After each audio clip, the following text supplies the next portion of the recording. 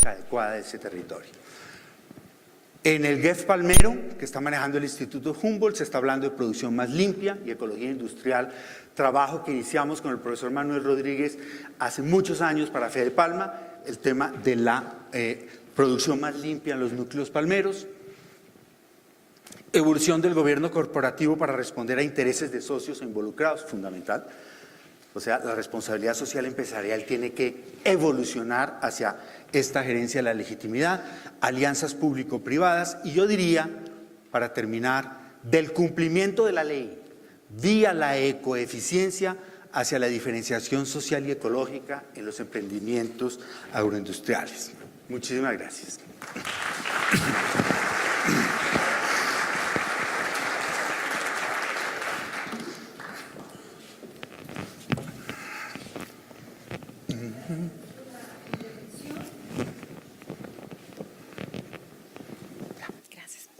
Y continuamos con la intervención de la doctora Margarita Serge sobre la situación y perspectivas de las comunidades indígenas y campesinas en la Orinoquía colombiana.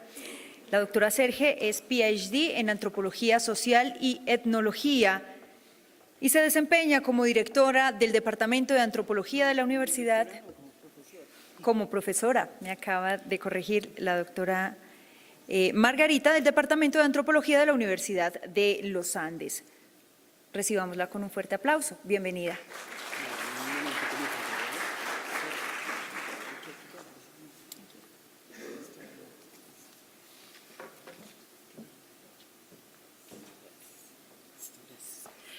Buenos días a todo el mundo. Yo quisiera primero que todo agradecerle a los organizadores de este foro el haberme invitado a participar. Quería yo entonces comenzar mi presentación del día de hoy, siguiendo los usos y costumbres antropológicos, contando el saludo que nos dieron vamos a ver si logro, sí, el saludo que nos dieron en una reunión que tuvo lugar hace un tiempo en la población de Puerto Príncipe, Bichada. Bienvenidos a la otra Colombia, nos dijo uno de los campesinos presentes. A la Colombia donde no hay instituciones, donde no hay soberanía y donde la única presencia del Estado es la militar. Las palabras de este campesino me parecieron especialmente dicientes en el contexto en el que tuvo lugar esta reunión. Puerto Príncipe es una población fundada hace unos 25 años, en medio de las que entonces aparecían como verdaderas tierras sin dueño. Las familias de campesinos que provenían de la región andina colonizaron la región, invadiendo los territorios de los grupos indígenas que los habían habitado históricamente, y estas familias campesinas subsistieron las últimas décadas gracias al cultivo de coca para el tráfico ilícito. Este era el único renglón productivo que tenía garantizado el precio y la comercialización en un lugar de tan difícil acceso, pues el centro urbano más cercano se encuentra a 2 días por carreteable en temporada seca y hasta 15 días en temporada de lluvias y en temporada de rebalses de los ríos. Entonces, solamente las redes del tráfico de la cocaína y su infraestructura, tanto de transporte como de seguridad, hicieron posible que estos colonos pudiesen producir para un mercado más amplio que el local, aunque este fuera ilícito. Mientras tanto, los grupos indígenas que habitaban la región, con base en diferentes tipos de colectividades itinerantes, y este es un rasgo muy importante del poblamiento indígena de la Orinoquía, que ocuparon y reprodujeron los sistemas de sabana y de selva, han perdido el acceso a la tierra y los recursos y se encuentran hoy restringidos a vivir confinados en pequeños resguardos que representan una porción mínima de sus territorios históricos. Muchos de ellos han tenido que recurrir al jornaleo y a la raspa de coca para sobrevivir. Estos resguardos viven hoy bajo el acoso todavía de los distintos grupos armados que trajo consigo el tráfico ilegal, guerrilla, paramilitares, los que en su nueva versión se conocen como BACRIM y la misma Fuerza Pública. Este hecho sumado a la degradación del paisaje que trajo consigo la expansión y la fumigación de los cultivos ilícitos y a las enfermedades que llegaron con los colonos, han desplazado a muchos a las goteras de los pueblos de colonización. Allí viven pauperizados y, en el mejor de los casos, enteramente dependientes de la ayuda humanitaria. A pesar de que la asistencia a la reunión de Puerto Príncipe había sido torpedeada por la guerrilla, los campesinos asistieron y participaron, deseosos de transmitir lo que ha sido su vida y de poner en evidencia la situación que se vive en la región. Después de un proceso de erradicación forzada de los cultivos ilícitos, unos años más tarde todavía no han llegado los prometidos proyectos productivos. La zona se encuentra hoy en día desolada.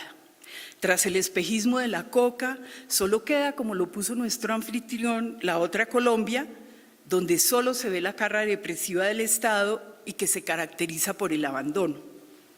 Esta sensación de abandono, que es, digamos, algo que se reiteró permanentemente en la manera como la gente describe su situación, o sea, se reitera permanentemente esta idea de que la gente se siente abandonada por el Estado. Pues bien, esta sensación de abandono se agravó cuando algunos de los presentes en esa reunión me pidieron prestadas unas revistas que yo tenía conmigo. Yo estaba haciendo en ese momento una revisión de prensa y había traído varias publicaciones sobre los llanos, entre otras, las que ustedes ven aquí, el número de la revista Dinero, que celebra las inversiones en la región por parte de grandes empresarios y los proclama como nuevos llaneros, y un número de la revista Semana titulado Tierra a la Vista. Estas publicaciones se centran en la riqueza y en los potenciales de la región. Se habla mucho de las inversiones y los desarrollos empresariales promisorios y escasamente se menciona a los habitantes y a su situación.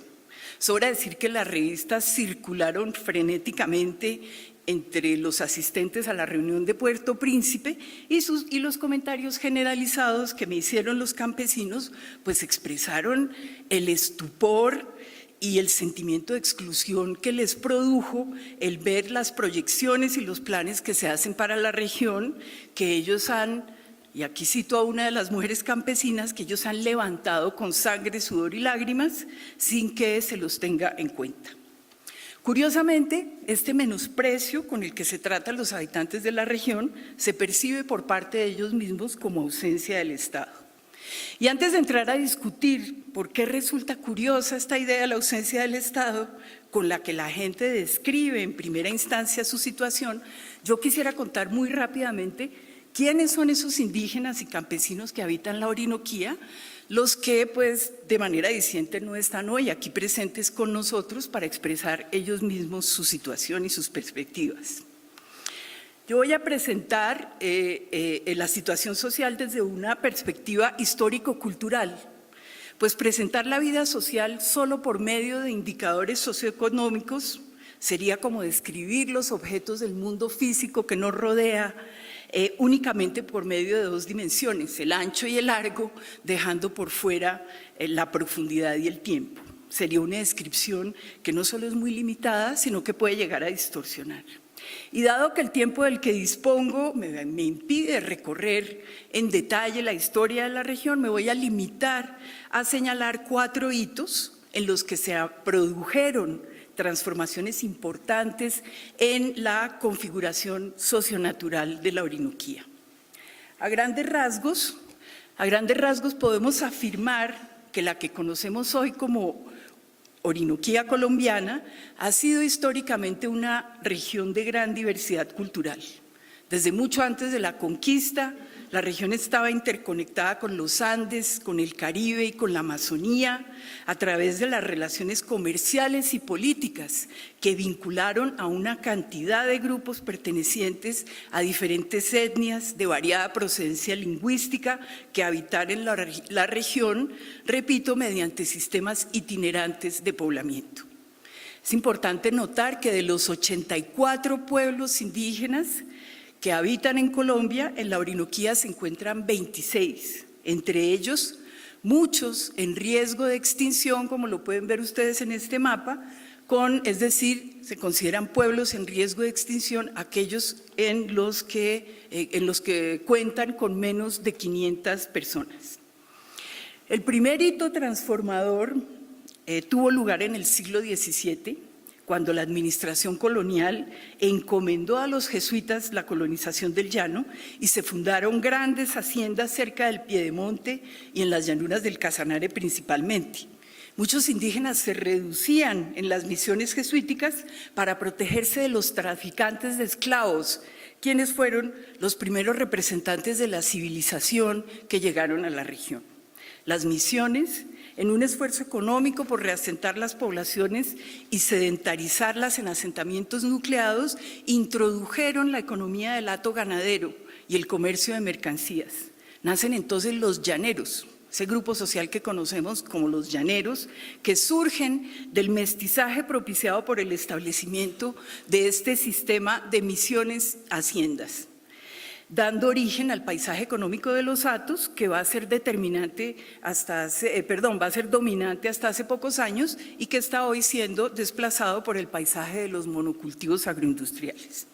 Un segundo hito tiene lugar durante la década de 1940, cuando llegan a la región de la Orinoquía los misioneros evangélicos, encabezados por la legendaria Sofía Müller, para civilizar a los indígenas. Estos grupos religiosos introdujeron importantes cambios en sus formas de vida, prohibieron los bailes rituales, los rezos, el consumo de yopo, la chicha, así como muchas prácticas religiosas y medicinales. La condena y la persecución de estos comportamientos considerados idólatras e inmorales, como por ejemplo la gran diversidad de familias que existía entre el llano, o sea, la familia nuclear no era una forma de familia que existiera, había muchas formas de familias, fueron entonces uno de los ejes de prohibición de estos misioneros, y pues todo este proceso lo que significó fue una devaluación a sus propios ojos de sus sociedades y de sus formas de vida. El tercer hito tiene lugar a mediados del siglo XX con el proceso de colonización que se origina con campesinos de la zona andina desplazados por eso que nosotros en la historia de Colombia llamamos la violencia con mayúsculas, que se vieron obligados a conformar columnas de marcha acompañadas por hombres armados para protegerse de los chuleavitas. Después de ser desplazados principalmente desde el Tolima hacia la región del Sumapaz, comienzan a bajar hacia el Piedemonte. Allí conforman una serie de establecimientos que fueron tildados por el gobierno del Frente Nacional como repúblicas independientes, que fueron objeto de operaciones punitivas por parte del Ejército Nacional, dando origen a las FARC. A estas columnas les siguieron numerosos campesinos en busca de nuevos horizontes en el llano. Con la expansión de esta ola colonizadora se dieron una serie de ciclos de explotación extractiva de recursos. Tal es el caso del famoso tigrilleo, ¿no?, para el comercio de pieles, o la recolección de plumas de garza blanca, el caucho, la minería del oro. Estas economías extractivas, si bien no estaban al margen de la ley, operaban con prácticas ilegítimas como la esclavización y el endeude. Con el impulso de estas bonanzas, la colonización del llano se dio con extrema violencia. Se generalizaron en estos años las que se conocieron como las guayberías y las cuiviadas, verdaderas cacerías de indios como si fueran animales, que resultaron en una serie de masacres que fueron de conocimiento público, que involucraron en algunos casos directamente al Ejército Nacional, entre ellas la Rubiera y la de Planas. Se profundizó así la expropiación de los territorios históricos de los indígenas, que se conciben desde entonces como baldíos. El cuarto hito fue sin duda la llegada de la coca a la región a finales de la década de 1980. No se diferenció en un comienzo de los ciclos anteriores de bonanza y de depresión.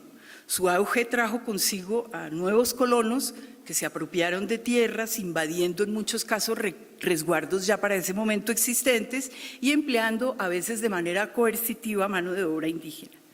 Los habitantes de la región vieron en esto una forma de adquirir dinero rápido con el que podían no solo cubrir necesidades básicas y alimento, sino adquirir bienes urbanos como relojes, televisores, grabadoras, motocicletas, etc.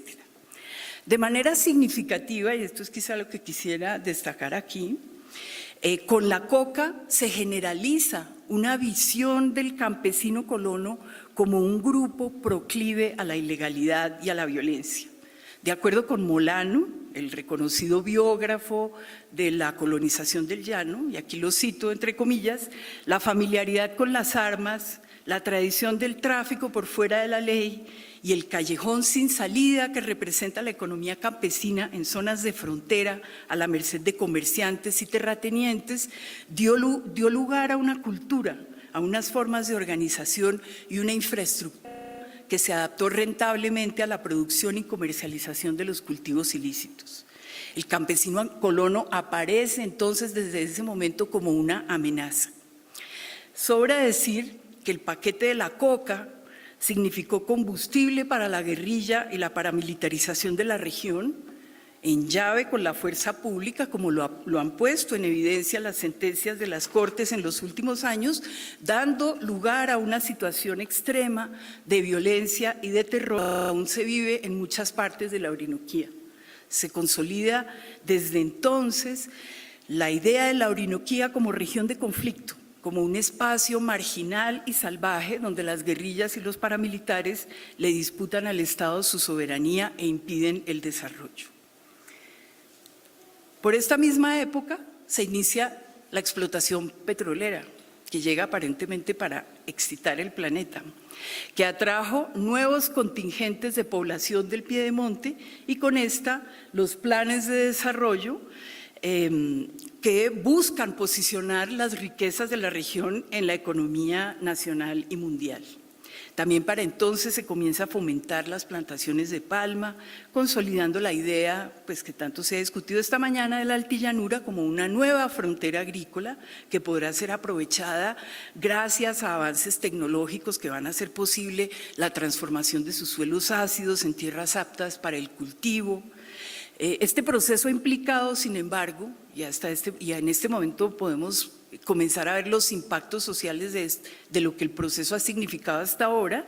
Primero, la concentración de tierra, esta vez en manos empresariales. Segundo, la transformación radical de los ecosistemas, en la medida en que se interviene el sistema capilar de los ríos del llano a escala del paisaje.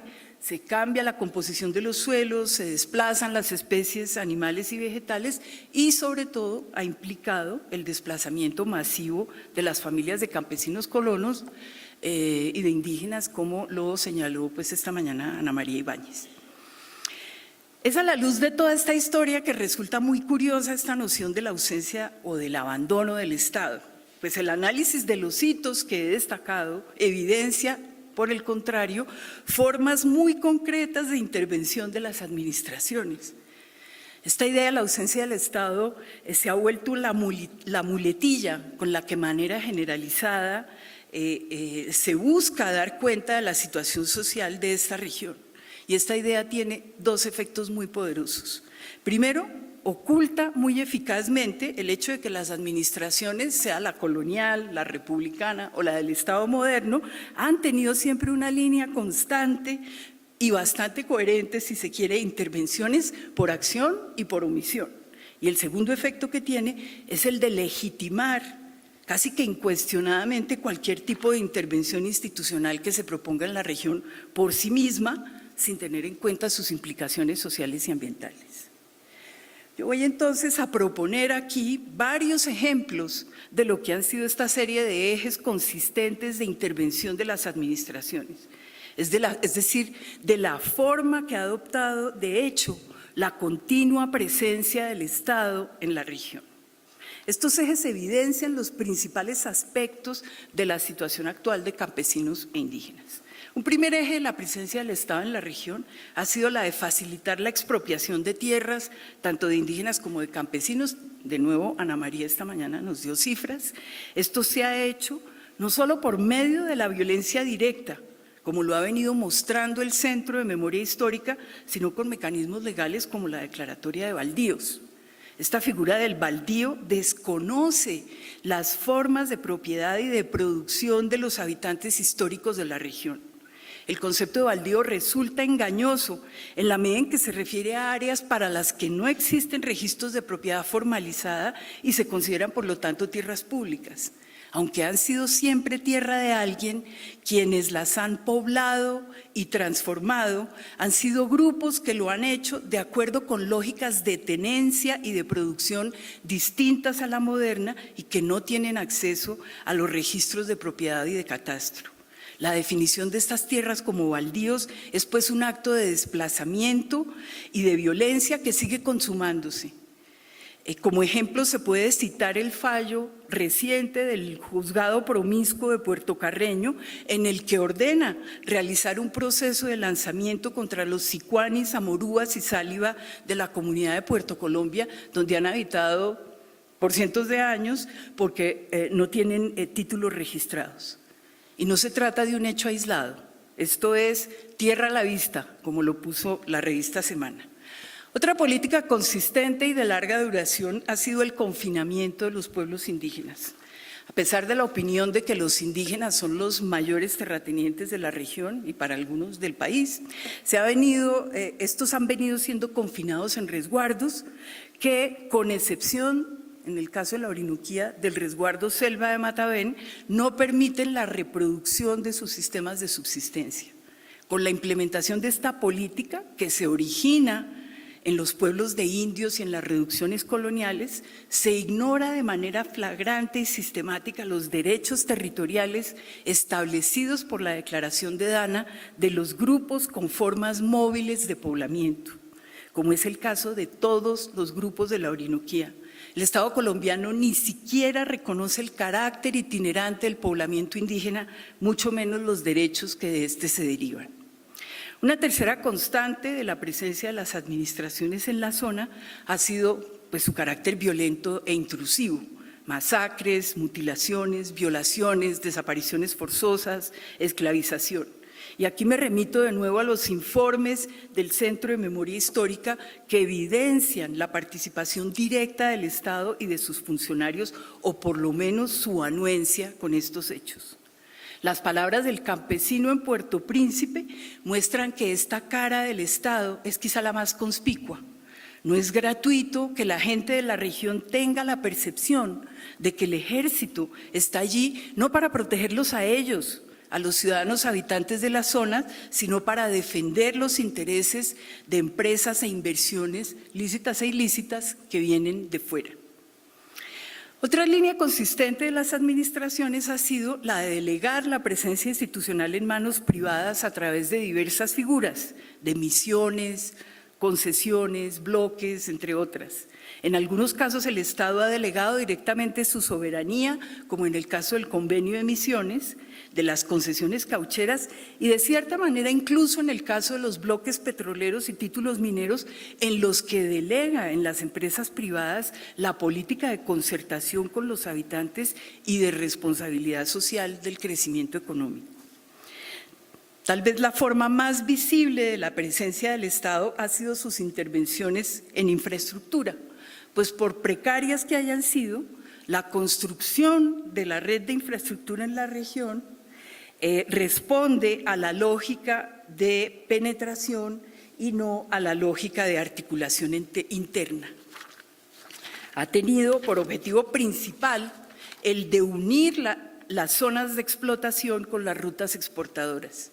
Así, la infraestructura en la que se ha invertido no responde, por lo general, a las necesidades de intercambio local o regional, o siquiera nacional. Las carreteras, puertos y canales, e incluso las rutas aéreas que vinculan los aeropuertos construidos en esta región se han establecido respondiendo a las necesidades de penetración y de extracción del centro, más que a las necesidades de intercambio y articulación local o regional. Si uno quiere hacer una reunión con la gente de la región, lo más fácil y la manera más expedita de hacerlo es hacerla en Bogotá. Resulta más posible hacerla en Bogotá que pretender hacerla en alguno de los centros regionales. Entonces, la infraestructura que aparece como la panacea para el desarrollo, termina así convirtiéndose en un obstáculo para la organización espacial, económica y social regional. Esta lógica de la inversión del Estado crea de esta manera un efecto de inaccesibilidad para sus habitantes que se percibe, paradójicamente, como ausencia del Estado. Aunque podría mencionar otras, voy a terminar señalando la que constituye quizá la lógica que de manera más consistente estructura la intervención de la sociedad nacional tanto por acción como por omisión en la región. Y me refiero al menosprecio de sus habitantes históricos. Estos grupos se consideran, en el mejor de los casos, como menores de edad que no saben lo que más les conviene a ellos, ni a su región, ni mucho menos al país. De hecho, la participación y las consultas se toman más como requisitos mecánicos y decorativos que como formas de inclusión en la toma de decisiones de fondo. De hecho, a las consultas y a las reuniones de participación se llega ya con todas las decisiones tomadas, ya las ha tomado el Estado. Ya como me decía un señor en una reunión, es que aquí nos llaman a pedir que escojamos entre morcilla y perro caliente y resulta que somos vegetarianos. Eso no es ninguna escogencia. Esto lo pone en evidencia, por ejemplo, el cuestionamiento a la validez de las consultas populares de Piedras y de Tauramena. Por lo demás, a los indígenas y campesinos ni siquiera se les reconoce una voz propia, ya que siempre se piensa que están siendo infiltrados por la guerrilla, por las ONGs, por los partidos. Se tiende a considerarlos o bien como un obstáculo para el desarrollo o como un riesgo o una amenaza. No es gratuito que el movimiento campesino nacional haya adoptado como reivindicación la figura de la dignidad, pues en virtud de este menosprecio por sus formas de vida y por su capacidad de pensar y de resolver los problemas de la región y de su país, se les imponen cambios en los que no se les reconoce ni voz ni voto. Y esto fue lo que la reacción a los nuevos llaneros de la revista Dinero o La Tierra a la Vista de la revista Semana puso en evidencia. Cabe anotar aquí también que este menosprecio se reforma en la forma tecnocrática en la que se planifica. En los planes y proyectos, eso que despectivamente se considera la parte social, ¿no? para la que nos llaman a nosotros los antropólogos, se ve reducida por lo general a sus aspectos más instrumentales. Es decir, aquellos aspectos de la vida social que pueden ser cuantificados y o convertidos en indicadores, variables y modelos. Se deja sistemáticamente por fuera la dimensión subjetiva de la vida social que se considera desechable, a pesar de que es tan o a veces incluso más importante que la cuantitativa. Y me refiero aquí al mundo de las ideas. Piensen ustedes en lo determinante que puede ser la idea que una persona tenga de Dios, por ejemplo, y las implicaciones políticas y económicas que eso tiene. Me refiero también al mundo de los principios morales. No es lo mismo un grupo humano al que le parece moralmente aceptable que la rentabilidad prime por encima de cualquier otra consideración a un grupo humano que esto le parece moralmente inaceptable. Me refiero también al mundo de las expectativas y de las esperanzas que cada grupo tiene, a su sentido de futuro, a lo que entiende por beneficio, por desarrollo y de esta forma a lo que espera del Estado. En ciencias sociales nos referimos a esta ignorancia como violencia simbólica, pues el desprecio y el desconocimiento tienen efectos concretos, como la exclusión y la inequidad, y son por ello factor de conflictos y en muchos casos de violencia física. Se podría señalar, no sin cierta ironía, que en las regiones periféricas ha existido históricamente un tipo particular de Estado que se parece mucho al que hoy conocemos como el Estado neoliberal, pues ha privilegiado las iniciativas orientadas a la extracción de riqueza y concentración del capital en los centros externos a la región, ha tenido una casi nula prestación de servicios de protección y de bienestar social, ha tercerizado su presencia institucional, ha tecnocratizado sus decisiones, dejando por fuera a los ciudadanos, y su regulación de las actividades económicas y extractivas ha sido mínima. Desde la perspectiva de análisis que les propongo, las dos fórmulas básicas que subyacen las políticas actuales no parecen entonces para nada novedosas. Por un lado, proponen un uso de la tierra pensado e impuesto desde fuera, que implica obviamente un sistema de tenencia que desplaza y excluye a los habitantes históricos de la región. Por una parte, y por otra, una visión estratégica que pasa por la inserción del país en la economía mundial, en la que el mercado global se convierte en una mediación para ser parte de la nación, del desarrollo, del progreso o de la civilización. Quienes hemos trabajado en desarrollo sabemos, sin embargo, que los principales problemas que enfrentan los proyectos y programas no son los técnicos, son los sociales y culturales. Por eso resulta notable que estas políticas no tengan como objetivo prioritario la creación de legitimidad social, es decir, la creación de condiciones sociales fundamentales como la equidad, la inclusión, la protección de grupos vulnerables, los derechos humanos, el respeto, en particular el respeto por las distintas visiones de vida y de futuro implícitas en la diversidad cultural. Pero sobre todo, con este tipo de políticas se da continuidad a la característica central de la que ha sido la intervención de la sociedad nacional en esta región, la de imponer cambios desde los intereses de los centros urbanos andinos. El problema aquí obviamente no es el cambio en sí mismo. Los grupos humanos somos cambiantes por naturaleza, somos históricos, el cambio es inherente a la vida social. Lo que hay que preguntarse es lo que el cambio significa para los grupos que lo experimentan. ¿Qué tanto control tienen sobre el cambio? ¿Se trata de cambios que le dan posibilidades a la gente?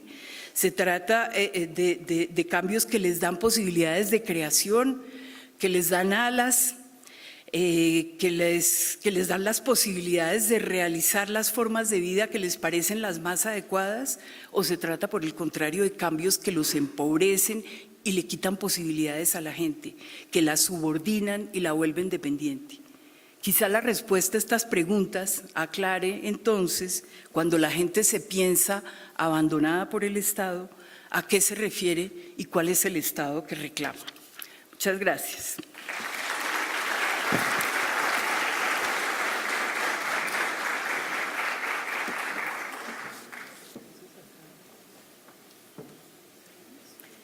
Muchísimas gracias, doctora Margarita. Si quiere, nos acompaña en la mesa junto con el doctor Germán Andrade para responder 15 minutos de preguntas antes de pasar a nuestra próxima intervención.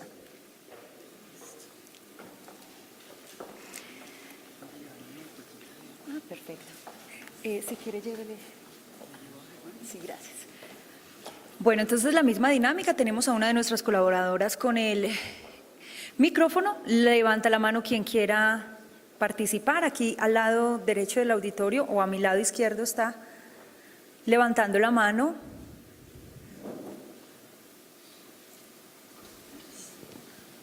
No veo el micrófono. Aquí ya está, mira, al lado izquierdo. Y comenzamos con las preguntas, por favor, concisas tanto la pregunta como la respuesta para que podamos abarcar 15 minuticos de preguntas. Aló. Mi pregunta es para Germán Andrade. Me parece bien insinuada en su exposición, y esa es mi pregunta, que si se cumpliera estrictamente la legislación ambiental vigente, se podría lograr un desarrollo agrícola y agroindustrial en la Orinoquia que sea consistente con la preservación de los recursos y los servicios ecosistémicos.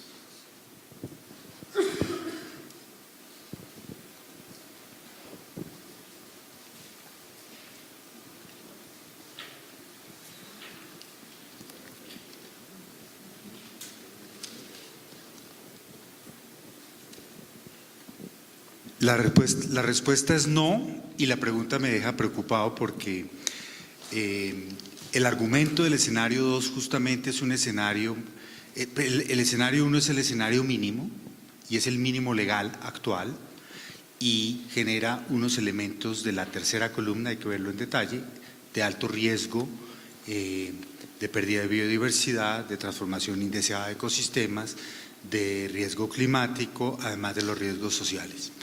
En las conclusiones también se dice que es necesario revisar los determinantes ambientales y acoplar o armonizar la política de desarrollo agrícola expresada en los documentos COMPES principalmente con las políticas ambientales, que no son ambientales de un sector, sino que son constitutivas de la conformación de un territorio más sostenible y más resiliente. Entonces, la respuesta es no y tendré que enfatizar este tipo de cosas en la presentación porque en ningún momento creo que se sugirió lo contrario.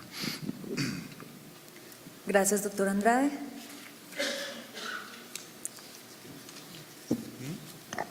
Mi pregunta es para la doctora Margarita Serge. ¿Puede darnos una idea de cuánta población indígena o de grupos hay en la Orinoquía? Yo creo que ese es un dato bastante desconocido por la opinión pública. Y uno pues cuando visita los llanos, la impresión es que allá no hay nadie, que es un territorio despoblado. Entonces me parece muy importante saber cuál es la dimensión de ese problema. ¿Esto se puede hablar aquí? Bueno, precisamente una de las estrategias históricas de los pueblos indígenas ha sido no dejarse contar. Entonces, si uno mira datos poblacionales indígenas, encuentra que hay datos muy distintos de población indígena. A mí me parece más interesante verlo en términos de porcentaje que de población total, que confieso que en este momento no lo tengo claro.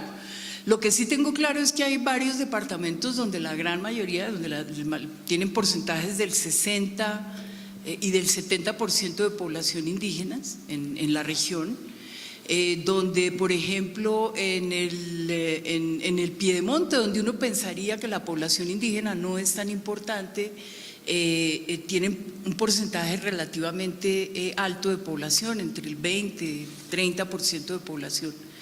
Y como yo les comentaba, de los 84 grupos étnicos que hay en Colombia, 26 grupos viven en esa región, y entre ellos pues algunos con muy poquita gente. Hay grupos donde hay etnias, lenguas que tienen solamente 100 hablantes. Espérenme, busco ya datos más precisos porque no los tengo en la memoria. Siguiente pregunta. ¿Quién tiene el micrófono? Acá, y luego vamos a la parte de adelante. Muchísimas gracias. La pregunta mía es para la doctora Margarita Serge. Yo vengo del Piedemonte Llanero, donde estamos viviendo las comunidades los resultados de la mal llamada locomotora mineroenergética, que ha, digamos, irradiado todas sus afectaciones y su manera de actuar en toda la Orinoquía y en gran parte del país. Mi pregunta específica es: ¿cuál cree usted, desde su visión antropológica, que debe ser la posición no solo de las comunidades indígenas, sino campesinas, frente a esta situación, cuando los derechos humanos, ambientales, sociales, culturales, permanentemente están siendo violados y la institucionalidad, está demostrado, es proclive a los intereses de estas compañías y de estos proyectos multinacionales extractivos? Gracias.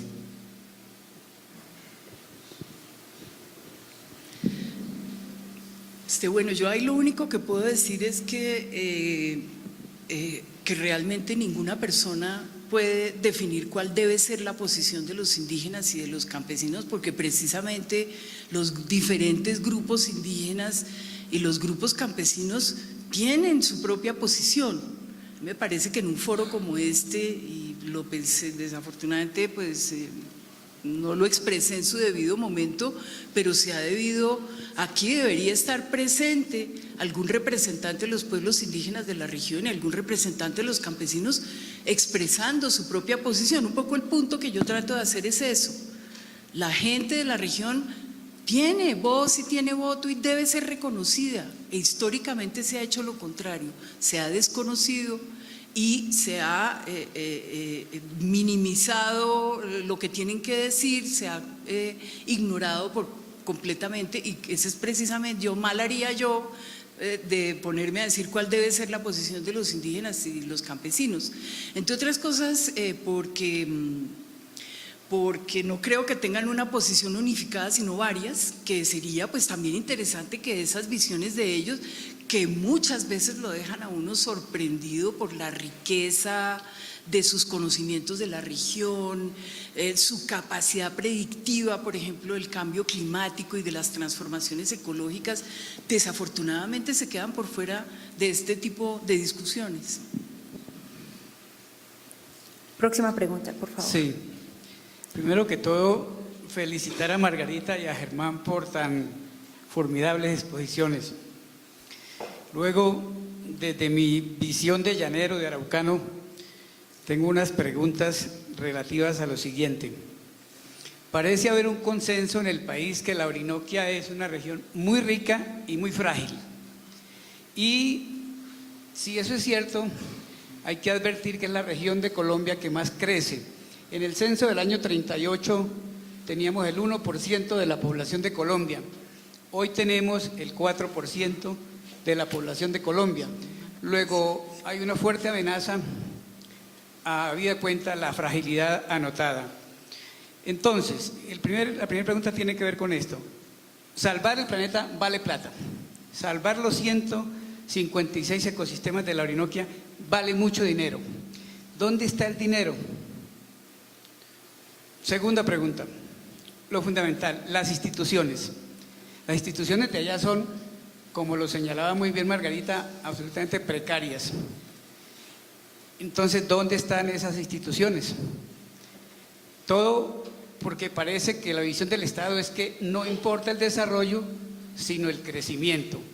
Valdría la pena oírlas a ustedes en ese sentido.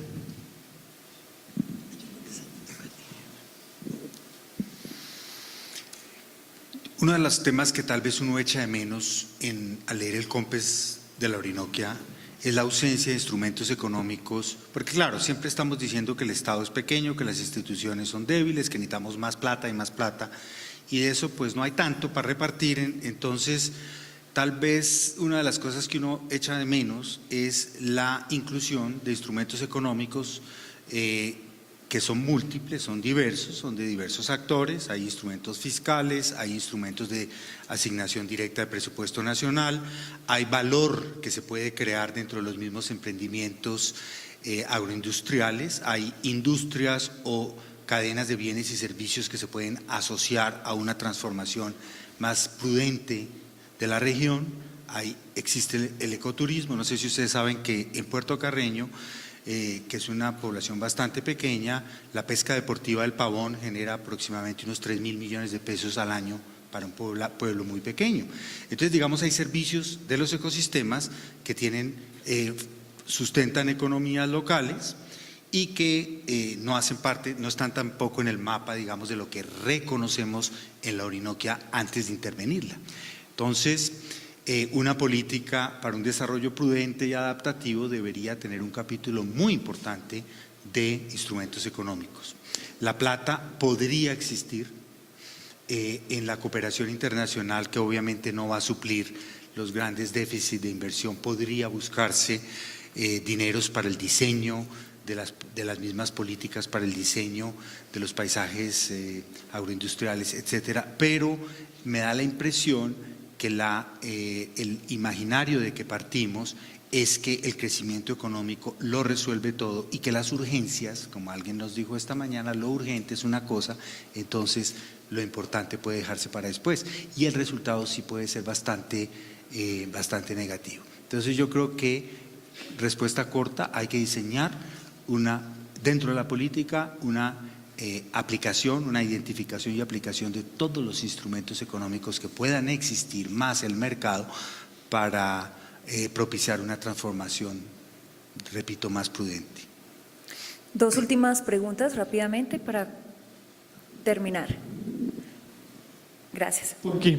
Mi nombre es Manuel Espinosa y yo también, pues como los otros compañeros, soy del Piedemonte Araucano. Mi pregunta para la doctora Margarita y tiene que ver primero con pues, 4 aspectos que he, digamos, observado y estudiado últimamente respecto a a los proyectos que se han desarrollado en el llano. Tiene que ver primero con una cuestión que yo he llamado desconocimiento de lo que existe en el llano. Me pasó como experiencia propia cuando presenté aquí mi propuesta de investigación, cuando dije quiero investigar y hablar y indagar todo lo que tiene que ver con la poesía del llano. La respuesta que me dijeron, ¿existe como tal una poesía del llano? Entonces, como tal, eso me generó mucha inquietud. Entonces, otro aspecto que considero importante es el abandono, el desdén con que se miran ciertas cosas en el llano y, por supuesto, pues la exclusión en muchos sentidos. Entonces, mi pregunta, ya redondeando estas cosas, sería, ¿usted cree que un aspecto primordial en cualquier proyecto de impacto sobre la Orinoquía debería contemplar, no sé si en un orden, qué sé yo, prioritario, el aspecto o el estudio antropológico de quienes viven allí y quienes son los directos implicados de las consecuencias de lo que se haga? No sé si me hice entender.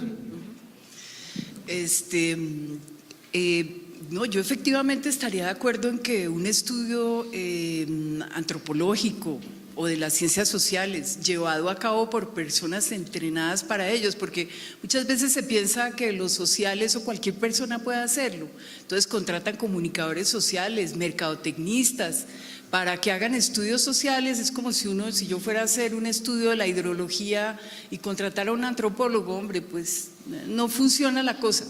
Pero más que estudios, aunque yo digo los estudios son importantes, sirven, pueden dar perspectivas importantes, más que estudios, a mí lo que me parece que fundamental es que se tenga en cuenta a la gente de la región directamente, a los actores directamente de la región, y que se tengan en cuenta no para cumplir un requisito mecánico de participación, ¿no? Donde se pone a la gente como si fueran alumnos en una clase, o se pone a la gente como si fueran feligreses en una iglesia, se les hacen unas presentaciones en un lenguaje pues tecnocrático, esotérico, que la gente, a mí una vez una viejita en una de esas reuniones me estaba dando unas opiniones buenísimas y yo le decía, señora, pero ¿por qué no las expresa? Y me dicen, no, es que yo no sé hablar gobierno.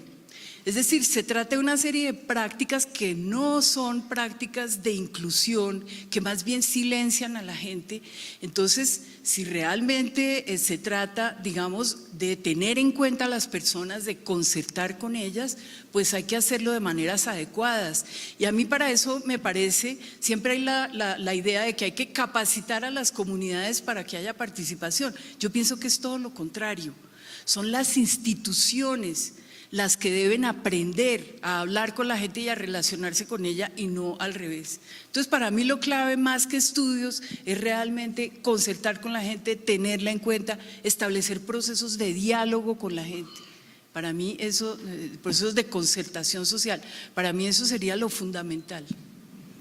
Y última pregunta, ¿quién tiene el micrófono? Acá.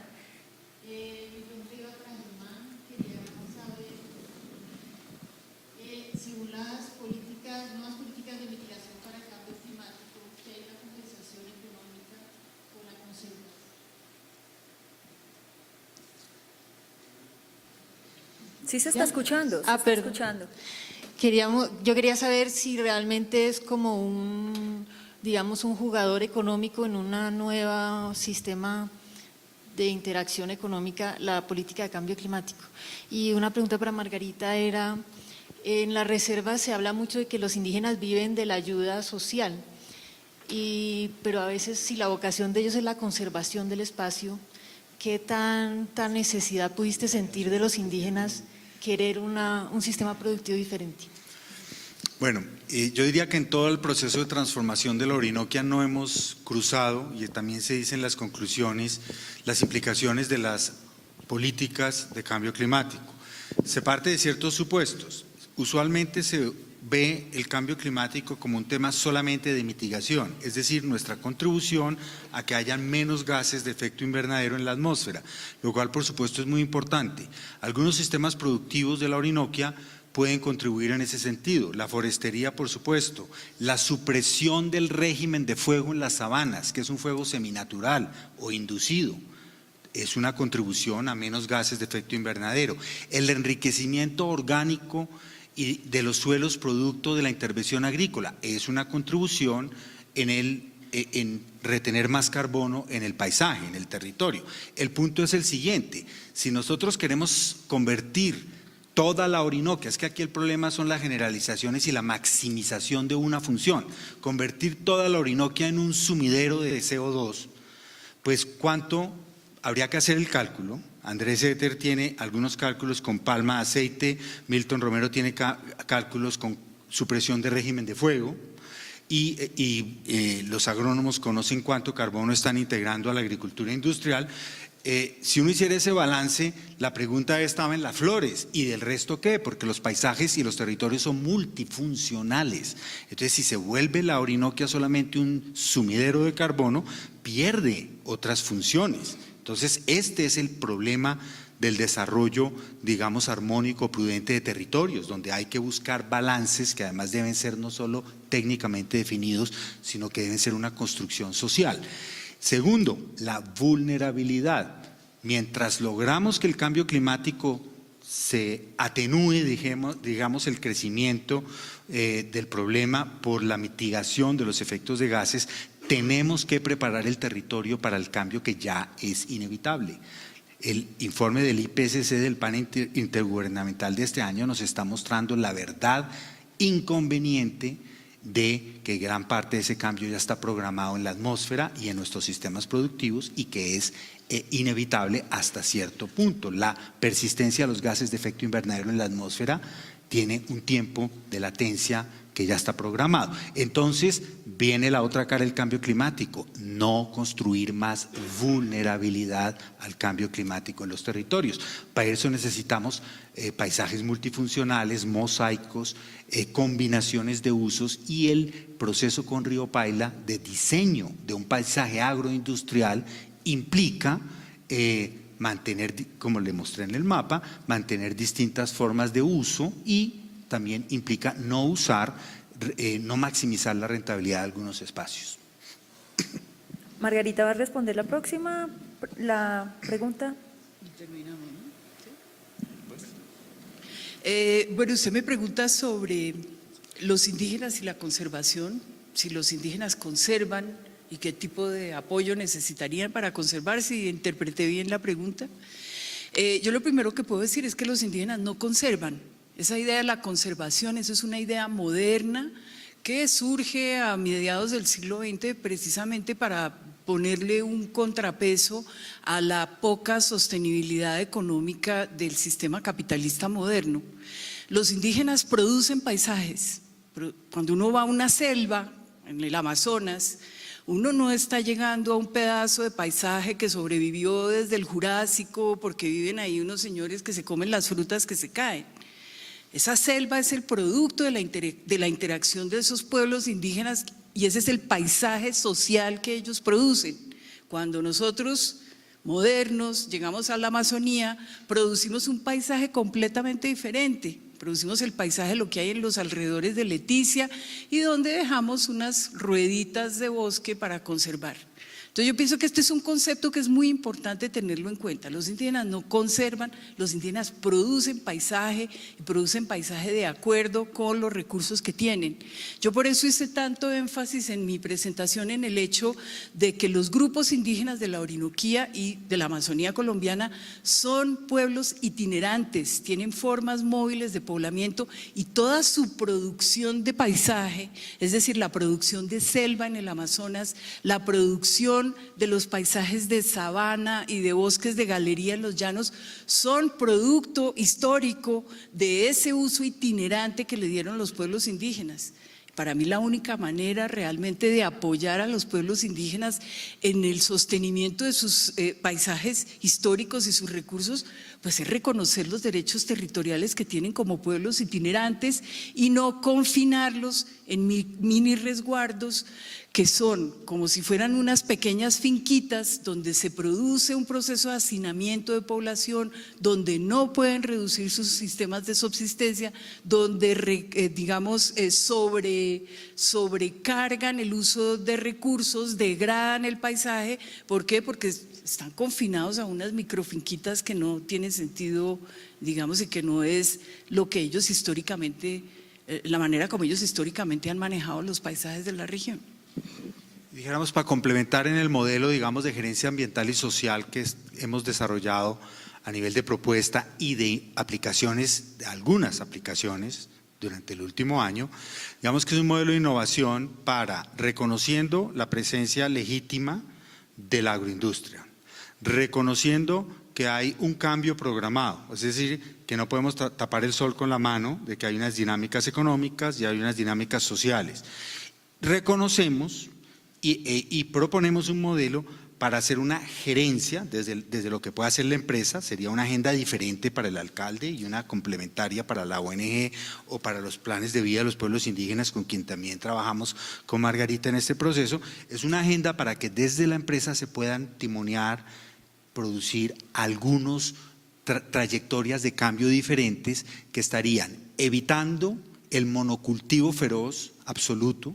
Creo que hay que evitarlo, generando un mosaico de paisaje donde no está en cuestión la tecnología, pero sí está en cuestión el modelo de ordenamiento del paisaje y generando un modelo de gestión desde la empresa que pueda ser entendido, escuchado y permeado hacia las políticas públicas, porque lo que se puede hacer desde la gerencia de una empresa es limitado, no se puede hacer el cierre completo dentro de una perspectiva sin cambiar el modelo económico. No estamos hablando de cambiarlo en este sentido, sino toca hacer un modelo de cierre, digamos, donde la valoración de los bienes públicos ambientales y la ordenación del territorio, el Estado también intervenga. Entonces, no es un modelo para decir no. Mire, el acuerdo de inicio nos tomó mucho tiempo. Río Paila pensaba que se había encontrado con unos ambientalistas furiosos y como decían, y talibanes, para usar la palabra.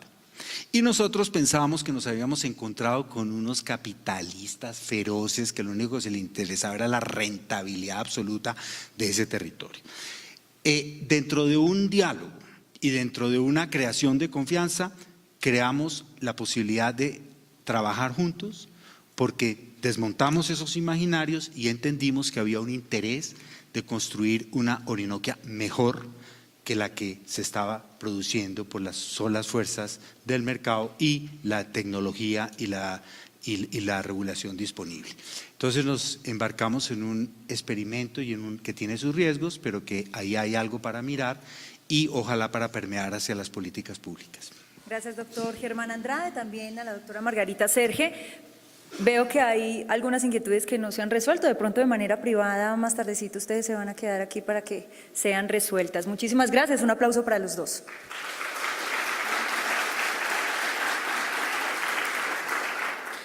Continuamos con nuestro primer panel y por eso invitamos entonces a los panelistas a que suban al escenario, por favor.